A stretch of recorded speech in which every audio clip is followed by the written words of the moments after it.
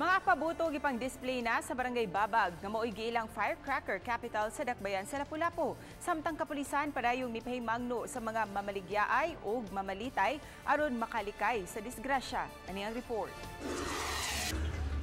Bukas na ang mga stall sa firecracker din sa barangay Babag. Accessible kini sanglit na araman sa daplin sa karsada.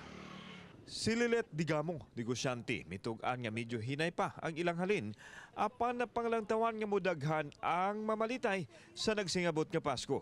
Suma niya nga kusog-kusog ang ilang panginabuhian itandi sa nakalabayng tuig.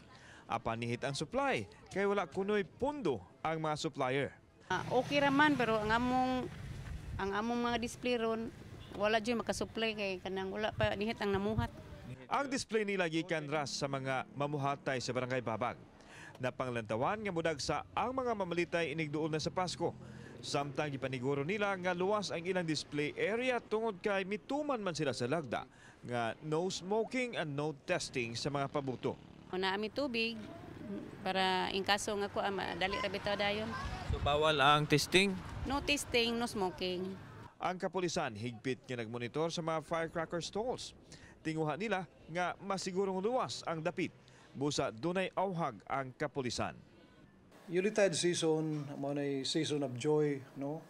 Nya unsaan man nato paging happy kung dili na kompleto ang atong mga kandina parts, no? So to avoid accident and to avoid hassle, stress karong kapaskuhan ug New Year. Una sa mga namaligyaig pabuto, you were allowed to sell resale of retail firecrackers.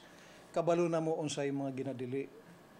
We'll be conducting overt and covert inspections at will not hesitate to confiscate kanang mga oversize o kadtong walay mga warning signs magikan sa manufacturer.